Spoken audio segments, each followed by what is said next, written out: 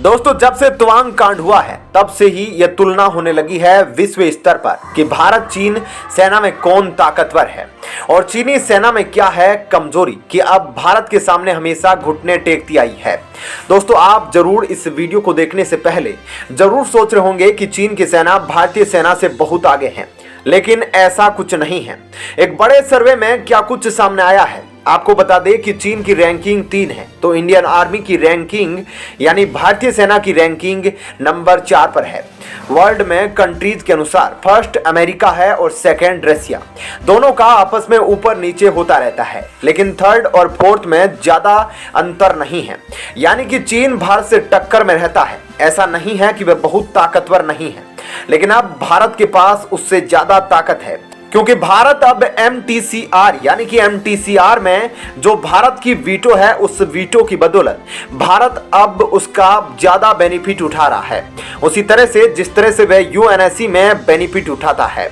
जी हां, China UNSC में benefit उठाकर भारत को वीटो नहीं देता, तो उसी तरह से भारत भी चाइना को वीटो नहीं देता है और आने वाले सालों में भारत उससे सेना की तुलना में काफी ज्यादा आगे हो जाएगा चाइना से, क्योंकि MTCR एक ऑर्गेनाइजेशन है जिसमें भारत के पास वीटो है और इसके साथ साथ फ्रांस, अमेरिका सभी बड़े बड़े ताकतवर देशों के पास भी है, लेकिन सिर्फ चीन के पास ही नहीं है। और इस वीटो के तहत भारत लगातार बड़े बड़े हथियार खरीद रहा है और आपको तो पता ही है दोस्तों की पॉपुलेशन और टेक्नोलॉजी के मामले में भारत भी किसी से पीछे नहीं है। और भारत कहां पीछे हट जाता है तो वह है आर्मी में खर्च करने के ऊपर। तो आपको बता देते हैं कि किस किस फील्ड में क्या क्या है भारत चीन की तुलना में। दरअसल ग्लोबल रैंकिंग इंडेक्स में चाइना का रैंक 0.6 है, जबकि भारत का रैंक 0.9। इसमें आपको बता दें कि जिसकी रैंकिंग जितनी कम होती है वह ज्यादा पावरफुल माना जाता है। ऐसे में इसमें चाइना भारत से थोड़ा ज्यादा पावरफुल है, लेकिन इसके साथ साथ हम और दूसरी चीजें भी देखते हैं।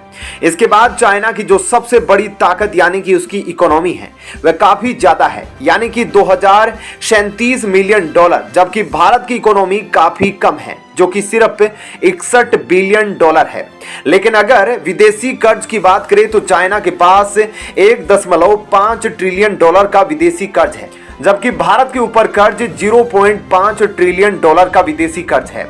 जबकि अगर विदेशी मुद्रा की बात करें तो चाइना के पास 3000 ट्रिलियन डॉलर विदेशी मुद्रा है, जबकि भारत के पास 400 अरब डॉलर विदेशी मुद्रा है। इसलिए क्योंकि चाइना का व्यापार काफी ज्यादा होता है, लेकिन उसके अलावा अब आने वाले 2-3 सालों में भारत बहुत ज्यादा खर्च करेगा, क्योंकि भारत भी अब एक धनी नेशन बन रहा है, रिच नेशन बन रहा है और यहाँ पर टैक्स कलेक्शन ज्यादा से ज्यादा हो रही है, जिसकी बदौलत अब आर्मी पर ज्यादा से ज्यादा खर्च होगा। यानी कि कुल मिलाकर अगर बोले तो अब चीन वीटो खुद देगा भारत को, इसलिए क्योंकि वह भी अब MTCR में वीटो लेना चाहता है, क्योंकि उसे अपने सैनिकों को और बढ़ाना है।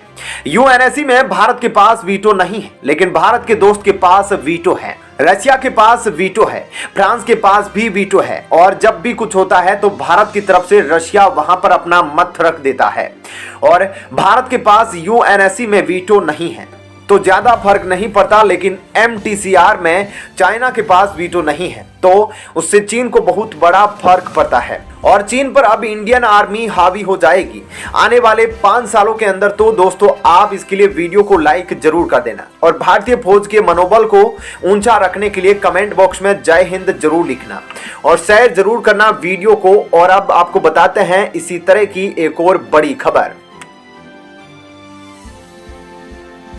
दोस्तों, जब से तवांग कांड हुआ है और इंडियन आर्मी ने चीनी सैनिकों की कुटाई की है, उसके बाद से ही चीन अब MTCR में वीटो पाने के लिए बौखलाया हुआ है।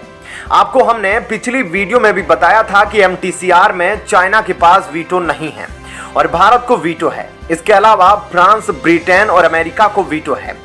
मतलब कुल मिलाकर देखें तो जिस तरह से UNSC में भारत के पास वीटो नहीं, जबकि चीन के पास वीटो पावर है, उसी तरह से MTCR में भारत को वीटो है, लेकिन चीन के पास वीटो पावर नहीं है। और MTCR में वीटो नहीं होने की वजह से चीनी आर्मी भारत से हमेशा मात खा रही है और उसके पास अब वैसी मिसाइलें नहीं हैं। परमाणु हथियारों को अगर छोड़ दिया जाए तो उसके पास अनुमति नहीं है कि वह 400 किलोमीटर से ज्यादा मार करने वाली मिसाइलों को खरीद सके अथवा बेच सके। लेकिन अब जब इंडियन आर्मी ने चीन को घुटने टिका दिए, उसके बाद चीनी आर्मी अब यह कहती है कि चीन को भी MTCR में वीटो मिले और चीन भी ऐसी 400 या 500 किलोमीटर तक मार करने वाली मिसाइलों को खरीद सके अथवा बेच सके।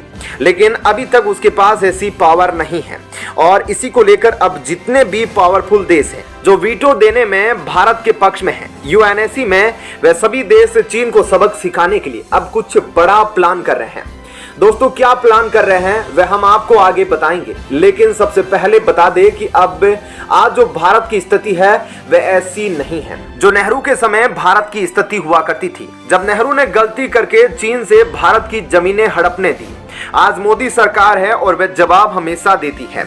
अब आपको डिटेल में बताते हैं कि चीन अभी भारत की तुलना में कितना पीछे है और चीन को रगड़ने के लिए क्या कुछ प्लानिंग कर रहे हैं UNSC के बड़े बड़े देश। दोस्तों, चीन जानता है कि एशिया में केवल भारत ही है जो उसका मुकाबला कर सकता है और उसे धूल चटा सकता है और उसे उसके मांद में रहने के लिए मजबूर कर सकता है और आने वाले वक्त में एशिया का राजा बन सकता है। लिहाजा वह भारत के खिलाफ हर वक्त साजिश रचता रहता है और उसके बढ़ते कदम को रोकना चाहता है। लेकिन PM मोदी के आगे उसकी एक नहीं चलती और उसका हर एक प्लान फेल हो जाता है। दोस्तों, भारत जिस तरह से हर समय आगे बढ़ रहा है और दुनिया में अपने आप को स्थापित कर रहा है, उससे चीन काफी टेंशन में आ गया है। लेकिन मोदी की कूटनीति और भारतीय सेना की ताकत के आगे चीन की ताकत नहीं चल पा रही है, जिससे कि इस वक्त काफी गुस्से में है। दोस्तों, संयुक्त राष्ट्र सुरक्षा परिषद में भारत की सदस्यता को ब्रिटेन, फ्रांस, रूस और UAE ने समर्थन दिया है। इन चारों देशों ने साफ कर दिया है कि भारत को UNSC का स्थायी सदस्य बनाने के पक्ष में है। अमेरिकी राष्ट्रपति जो बाइडेन पहले ही भारत की सदस्यता का समर्थन कर चुके हैं। इसके अलावा रूस के विदेश मंत्री सर्गेई लावरोव ने भी हाल ही में भारत की सदस्यता का खुला ऐलान किया था। ऐसे में अब सभी देशों की नजरें चीन पर टिकी हुई है, क्योंकि यह आशंका है कि सिर्फ चीन ही एक ऐसा देश है जो भारत की स्थायी सदस्यता का विरोध कर सकता है, जिस वजह से भारत की सदस्यता मुश्किल में फंस सकती है। ऐसे में अब चीन के अलावा बाकी 4 देश जो कि सुरक्षा परिषद के स्थायी सदस्य हैं, उन्होंने भारत को स्थायी सदस्य बनाने की सहमति दे दी है और अब ये बाकी 4 शक्तिशाली देश चीन पर भी इसके लिए दबाव बना रहे हैं। ऐसे में अब देखना यह होगा कि इन बाकी देशों के दबाव का असर चीन पर होता है या नहीं, या फिर यह सभी देश चीन के लिए कुछ और प्लान बनाएंगे ताकि चीन का समर्थन मिल सके। दोस्तों, ऐसे में इस खबर के बारे में आपकी क्या राय है? कमेंट सेक्शन में अपनी राय जरूर बताएं और साथ ही इस वीडियो को लाइक और शेयर जरूर कीजिएगा।